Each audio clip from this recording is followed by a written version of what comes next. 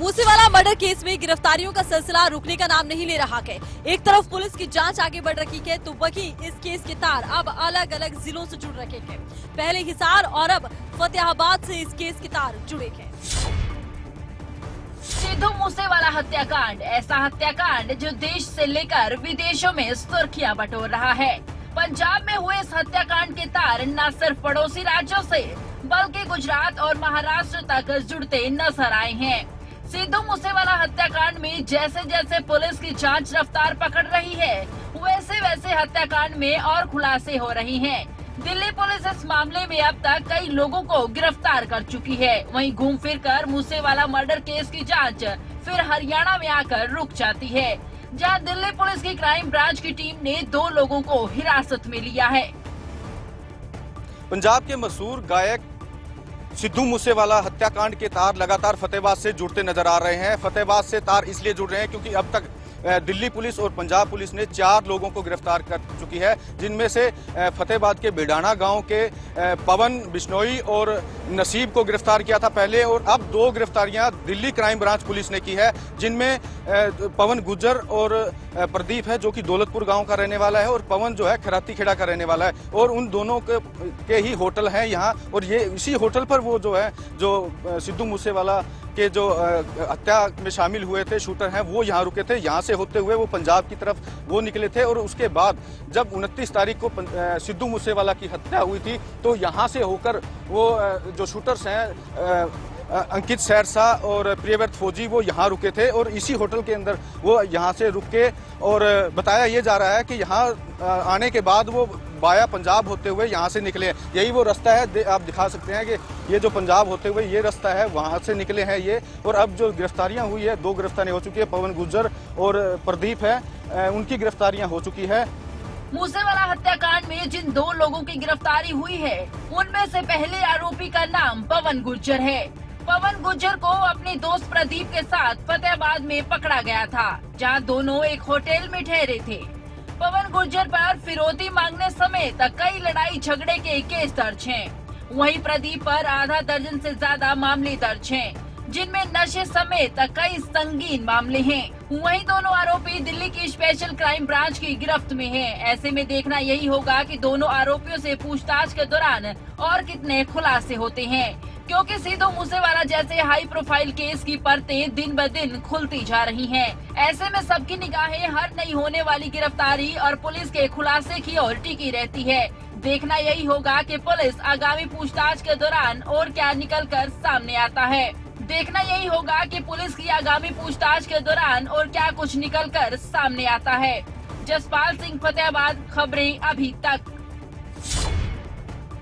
फतेहाबाद से 2 गिरफ्तारियां हुई हैं और इन गिरफ्तारियों के तार मूसेवाला मर्डर केस से जुड़ रखे हैं। देखना होगा आने वाले दिनों में मूसेवाला मर्डर केस को लेकर कौन से बड़े खुलासे होते हैं।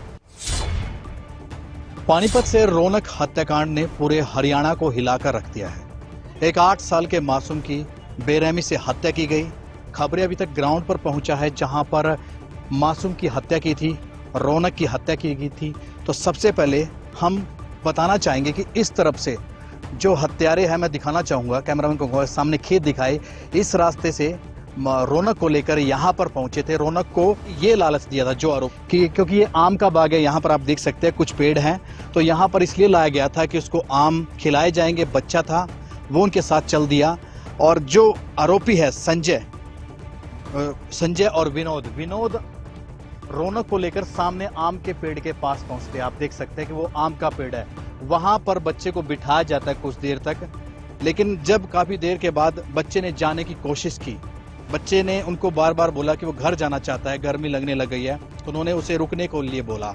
लेकिन अचानक जो रौनक था उसको सामने गांव की तरफ अपने पिता शिव कुमार का ट्रैक्टर दिखाई देता है, और रौनक अपने पिता को आवाज लगाता है। रौनक अपने पिता को वहां से सामने से आवाज लगाता है। मैं दिखाना चाहूंगा, देखिए उस पेड़ के नीचे से आवाज लगाता है, सामने आम के पेड़ के। वो रौनक वहां से विनोद के हाथ से छूटकर यहाँ तक आता है, इस पेड़ पे, जहां पर ये गांव के गणमान्य व्यक्ति मौजूद है, उनके ताऊ मौजूद है, यहाँ तक रौनक आता है।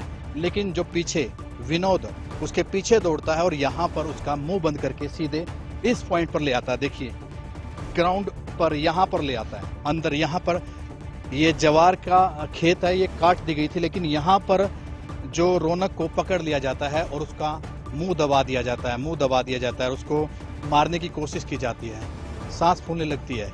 तो चलिए बाकी की जो कहानी है वो गांव वालों से जानते हैं। इसके बाद ये रौनक के ताऊ हमारे साथ हैं। यहाँ से कहाँ पर हत्या की गई थी, उसके बाद कहाँ लेकर? यहाँ पर हत्या की गई उसको, फिर उसको कमरे में ले जाया गया 15 मिनट के बाद। हाँ, इस तरफ से। अच्छा, सुनने में यह है कि बड़ी बेरहमी से मारा उसको। हाँ जी, बहुत बेरहमी से मारे, उसको मुंह दाब के मारे थे। सुनने में यह है कि जो संजय था उसने उसके पैर पे खड़ा हो गया, उसके बाद गला भी दबा। हाँ, गला भी दबाया, लात मारी उसकी नाड़ पे जी, नाड़ तोड़ी है उसकी जिंदा। उसने पापा पापा की आवाज लगाई, फिर भी बोरी में गलने के बाद जीव अंदर दर दिया कमरे में। अच्छा, बोरी पे यहीं पर डाल दिया? हाँ, बोरी में। तो बोरी पे यहीं पर डाल लिया था। उसके मुताबिक कुछ देर के बाद, इंतजार करने के बाद, जब उनको लगा कि यहाँ पर फंस जाएंगे, इसको ठिकाने लगाना जरूरी है, तो जैसे कि उनके ताऊ ने हमें बताया कि वो किस रास्ते से लेकर जाते, एक बार दिखाना चाहेंगे। इस रास्ते से जो विनोद इसी ज्वार के रास्ते से, देखिए एक बार दिखाना चाहूंगा, वो जो सामने वो बिल्डिंग दिखाई दे रही है, उस बिल्डिंग में वो रौनक को लेकर जाते हैं बोरी के अंदर बंद के। ज्वार के अंदर के रास्ते से वो निकलते हैं और सामने पहुंचते हैं। आगे की चलिए कहानी हम आपको दिखाएं। जो उस तरफ था, बोरे में रौनक को डाल दिया जाता है, तब तक जो रौनक था वो जिंदा था। जैसा कि गांव वालों ने बताया सूत्रों के मुताबिक, ये रास्ता देखिए, ये जो जवार के जो पेड़ आपको दिखाई दे रहे हैं, ये गिरे हुए, बिछे हुए, यानी इस रास्ते से संजय और विनोद रौनक को एक बोरे में डालकर यहां पर पहुंचते हैं। ये वो बिल्डिंग है जिसकी चाबी भी विनोद के पास होती थी। इस शटर को उठाया जाता है और तकरीबन आधे घंटे 10-15 मिनट शव को इस बिल्डिंग के अंदर रखा जाता है। उसके बाद वो इंतजार करते हैं। सामने मैं दिखाना चाहूंगा, देखिए एक बार, सामने गली है और उस गली के उस पार वो तालाब है जिसमें उसको फेंका गया था, तो वो तालाब दिखाते हैं। इसके बाद कुछ देर इंतजार करने के बाद वो वहां पर कैसे पहुंचते हैं और शव को कैसे दबा दिया जाता है। तो कुछ देर इस बिल्डिंग के अंदर डेड बॉडी रखने के बाद जो है वो इंतजार करते हैं गली सुनसान होने का। तो ये गेट है, देखिए, इस गेट से जो बोरा था वो यहाँ से संजय और विनोद यहाँ पर आकर देखते हैं कि गली बिल्कुल सुनसान है।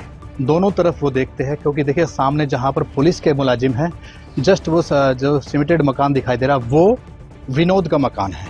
तो दोनों तरफ गली क्लियर हो जाती है। उसके बाद वो शव को उठाकर यहाँ पर लेकर आते हैं। देखिए इस रास्ते से विनोद, संजय बोरी के अंदर शव को डालकर यहाँ पर पहुँचते हैं और बताया जा रहा है कि बोरी के अंदर ईंटें थी। बोरी के अंदर क्या कुछ था? बोरी के अंदर ब्लॉक वाली ईंट थी, 6 ईंट तो ब्लॉक की थी और 2 सी भट्ठे वाली ईंट थी। अच्छा, ईंटें क्यों रखी गई थी? ईंटें वो नीचे दबे रहा है, ऊपर नहीं आवा। तो वो बोरी का मकसद उनका ये था कि ताकि जो ये तालाब दिखा रहे हैं, इस तालाब के बारे में ये कहा जाता है, अगर इसमें मैं कहना चाहूँगा एक बार दिखाए, ये तालाब ऐसा माना जाता है कि काफ़ी गहरा है। अगर इसके अंदर पशु भी चले जाते हैं, बाहर नहीं निकलते, काफ़ी हादसे हो चुके जानवरों के साथ। तो उनका ये इरादा था कि साफ तौर पर यहाँ पर शव को फेंक देंगे और कभी ऊपर नहीं आएगा, दलदल में धंस जाएगा। तो उनका ये इरादा लेकिन सक्सेस नहीं हो पाया। आखिर जो दोनों है वो हत्थे चढ़ गए। पुलिस के एक सीसीटीवी फुटेज के आधार पर पुलिस ने उनको दबोचा और सख्ताई से पूछताछ की, तो उनकी निशानदेही पर शव यहाँ से बरामद कर लिया गया। कितने बजे बरामद किया गया? 10:30 नहीं, 11 साढ़े 11 बजे की बात है जी, बरामद किया था। पुलिस की कार्रवाई से संतुष्ट हो और आगे की कार्रवाई क्या चाहते हैं? कार्रवाई तो हम संतुष्ट है इसकी, पुलिस की। तो आगे क्या कार्रवाई चाहते हैं? अगर कार्रवाई चाहे वो न लिया और सीधी गोली मारो उनका, या कार्रवाई चाहे हम तो वो तो फिर आ जाएंगे महीने में, साल में, 2 साल में फिर आ जाएंगे। ऐसे बच्चे की निर्भय हत्या करनी, बताओ क्या कर लिया बच्चे ने? कुछ नहीं किया बच्चे ने। मरिया बच्चा मामा कर चल मरिया। पापा बचा ले, मम्मी कर मरिया बच्चा जी, दम घुटता है यहाँ से। ये आप अंदाजा लगा सकते हैं कितना तड़पा होगा मासूम, क्योंकि सुनने में यह कि जो संजय था उसने पैर भी दबाए और गला घोटा। तो बुरे हालात में बच्चे के साथ ये हालात किए गए। उसके बाद उसको मारकर यहाँ पर फेंका गया। शायद उस वक्त भी कुछ सांस बचे होंगे जब इस तालाब में उसको फेंका होगा, क्योंकि अनुमानिए जब वो बोरी में डाला गया था तब उसमें सांस थे। तो फिलहाल गांव के अंदर पुलिस बल तैनात है ताकि किसी प्रकार का कोई आपस में झगड़ा ना हो जाए दोनों परिवारों में। तो पूरा गांव इस वक्त गम के माहौल में है। करनाल के पार्षद ईश गुलाटी पर जानलेवा हमला हुआ है। पार्षद के साथ साथ उनके भाई पर भी हमला बोला गया है। हमले का कारण क्या है, देखिए इस रिपोर्ट में। खून से लहूलुहान ये शख्स और कोई नहीं बल्कि करनाल जिले से पार्षद ईश गुलाटी है। ईश गुलाटी को पार्किंग के लिए एक शख्स को टोकना इस कदर भारी पड़ गया कि पार्षद को रातों रात अस्पताल पहुंचना पड़ा। दरअसल ईश गुलाटी का पार्किंग को लेकर एक परिवार के साथ विवाद हो गया। मिली जानकारी के मुताबिक परिवार गलत जगह पर कार पार्क कर रहा था, जिस पर पार्षद ने परिवार को टोका, गलत पार्किंग करने से मना किया। पार्किंग को लेकर दोनों के बीच विवाद बढ़ गया। विवाद बढ़ने के कुछ ही समय बाद परिवार ने पार्षद और उनके भाई पर हमला बोल दिया। इस गुलाटी के जानलेवा मंगरा साथ में इनके सामने वाले मकान में पड़ोसी रहता हूँ। गाड़ी को लेकर किसी प्रकार का झगड़ा हुआ। तलवार से हमला बोला है? तलवार से हमला बोला है। तो क्या गुलाटी एमसी की तरफ से हमारे पास शिकायत आई नहीं है, लेकिन हम मौके पर पहुँच गए। तो अंगूठा वगैरह कट गया है? अंगूठा बता रहे, डॉक्टर साहब बता रहे थे अंगूठा कटा है। तो आरोपी को मौके से पकड़ दिया है? तलवार भी बरामद कर ली गई है। मिली जानकारी के मुताबिक आरोपी परिवार ने तलवारों के साथ पार्षद और उनके भाई पर जानलेवा हमला बोला। हमले में दोनों बुरी तरह घायल हो गए। गनीमत रही कि पास ही में पुलिस स्टेशन था। पुलिस को जैसे ही इस घटनाक्रम की भनक लगी, पुलिस तुरंत मौके पर पहुंची। पार्षद और उसके भाई को अस्पताल पहुंचाया गया। घटना के बाद से आसपास के इलाके में दहशत का माहौल बन चुका है। वहीं हमलावर पुलिस की गिरफ्त में है। अब एक मामूली सा विवाद किस कदर बढ़ गया, बढ़ता विवाद कैसे दो लोगों की जान पर बनाया, वो बताने के लिए घटना काफी है। ऐसे में बेहद जरूरी है कि ऐसे मामलों में सख्त से सख्त कार्रवाई की जाए। हिमांशु नारंग, करनाल, खबरें अभी तक। फिलहाल घायलों को इलाज के लिए अस्पताल में भर्ती करवा दिया गया है। वहीं आरोपी को पुलिस ने हिरासत में ले लिया है। देखना ये होगा कि पुलिस आरोपी के खिलाफ क्या कुछ कार्रवाई करती है। अगर आप भी महिला सुरक्षा के दावों की जमीनी हकीकत देखना चाहते हैं तो आपको इन दिनों फरीदाबाद से सामने आई तस्वीरें देखनी चाहिए, जहां महिला सुरक्षा के दावे की जमीनी हकीकत देखने को मिल रही है, जहां महिला सुरक्षा के दावों को पुलिस प्रशासन पूरा करने की पूरी कोशिश कर रहे हैं। फरीदाबाद के बल्लभगढ़ जिले में इन दिनों पुलिस ने महिलाओं की सुरक्षा का जिम्मा उठाया है। बल्लभगढ़ जिले के अंतर्गत पड़ने वाले पार्कों में पुलिस चेकिंग अभियान चला रही है। दरअसल पुलिस का एक कदम मनचलों के खिलाफ है। बल्लभगढ़ में पुलिस को पिछले कुछ समय से शिकायतें मिल रही थी कि पार्कों में मनचले महिलाओं और लड़कियों के साथ छेड़खानी कर रहे हैं। फिर क्या था, शिकायत मिलते ही एसएचओ नेहा राठी की नजर पार्कों की ओर टिकी। इतना ही नहीं, एसएचओ नेहा राठी खुद पार्क की गश्त करने भी पहुंची। हमारे सीपी साहब और हमारे डीसीपी साहब के दिशा निर्देशों अनुसार हमारे पास महिलाओं की काफ़ी कंप्लेंट आती हैं कि जब पार्कों में शाम को वो घूमती हैं तो कुछ मनचले लड़के होते हैं जो छेड़छाड़ करते हैं या गलत दृष्टि रखते हैं, जिससे महिलाएं कुछ एक्सरसाइज करना चाहें या लड़कियां कुछ एक्सरसाइज करना चाहें वो कर नहीं पाती हैं। ऐसे स्कूल और कॉलेजों में लड़के बाइक पर पीछा करते हैं और गलत तरीके से उनको टच करने की कोशिश भी करते हैं। तो हमने एक अभियान चलाया हुआ है कि हम सिविल में हर जगह जाएंगे और उन पर नज़र रखेंगे। आज भी हमने इस तरह के कई लड़कों पर कानूनी कार्रवाई की है और उनके खिलाफ उनको जेल भी भेजा है। इस बीच मनचले पुलिस की वर्दी देखकर पहले ही सतर्क हो रहे हैं और इसके लिए एसएचओ नेहा राठी सादे कपड़े में पार्क में पहुंची। हालांकि कुछ शरारती तत्वों को पुलिस ने पकड़कर सलाखों के पीछे पहुंचाने का भी काम किया। अभी भी मैंने महिलाओं को भी और बच्चियों को भी यही बताया है, यदि उनको इस तरह की कोई भी समस्या आए तो हमें वो अभी कॉल करके बताएं, हम तुरंत आ जाएंगे।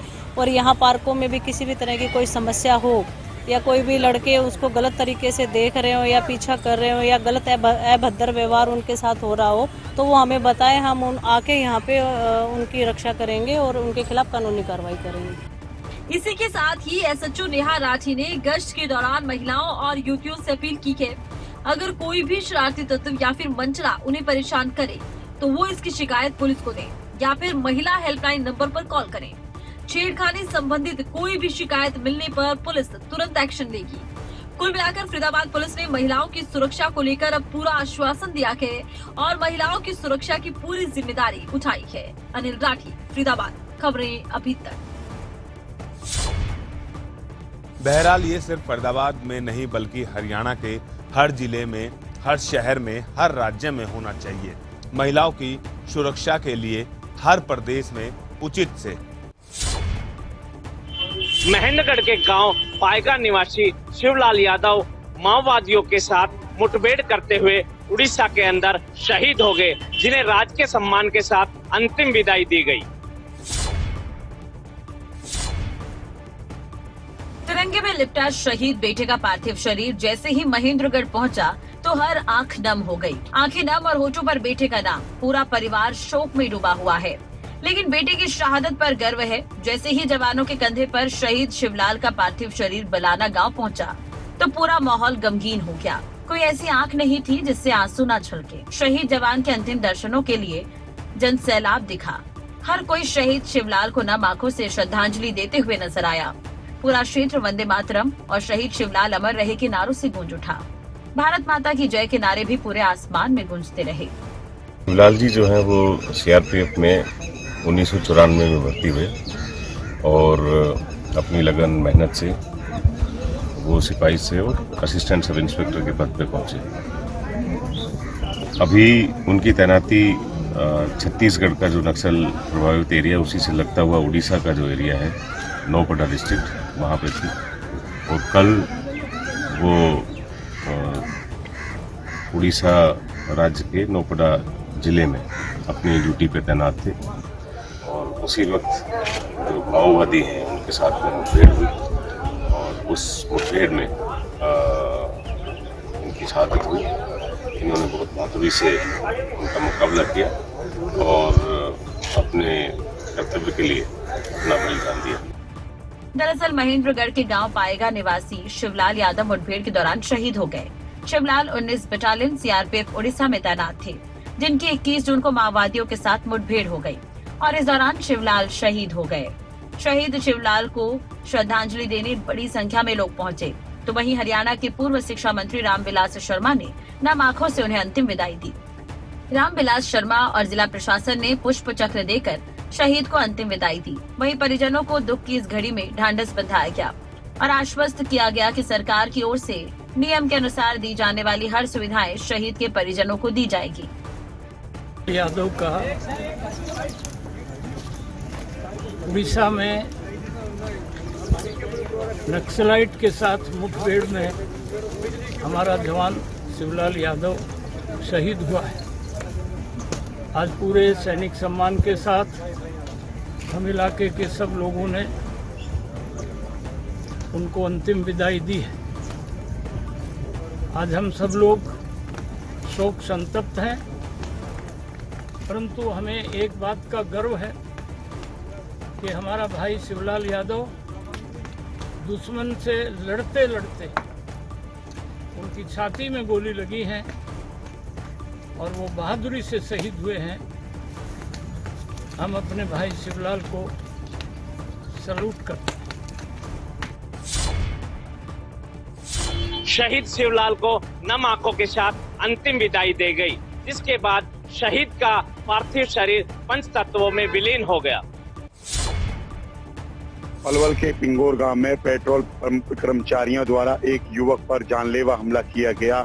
पुलिस ने अभी तक मुख्य आरोपी को गिरफ्तार नहीं किया, जिसकी वजह से ग्रामीणों में नाराजगी है और पुलिस के खिलाफ विरोध प्रदर्शन किया। पलवल के पिंगौड गांव में 13 मई को एक युवक जब पेट्रोल पंप पर पेट्रोल डलवा रहा था, तभी किसी बात को लेकर उसकी पंप के कर्मचारियों के साथ कहासुनी हो गई। कहासुनी के दौरान पंप कर्मचारियों ने युवक के साथ एक नहीं 2 बार मारपीट की। मारपीट के दौरान एक कर्मचारी ने डंडे से पीड़ित के सर पर हमला भी कर दिया, जिससे वो लहूलुहान होकर जमीन पर गिर पड़ा। पीड़ित को इतनी बुरी तरह से पीटा गया कि ना वो अब ठीक से चल पा रहा है और ना ही कुछ बोल पा रहा है। इस बारे में परिजनों ने पुलिस को भी शिकायत दी, लेकिन पुलिस ने मामले में करीब 1 महीने से ज्यादा का समय बीत जाने के बाद भी सिर्फ पंप के 2 कर्मचारियों को ही गिरफ्तार किया है, जबकि पंप के मालिक के पोते को पुलिस अभी तक गिरफ्तार नहीं कर पाई है। इसी के चलते परिजनों और ग्रामीणों में पुलिस प्रशासन के प्रति भारी रोष है।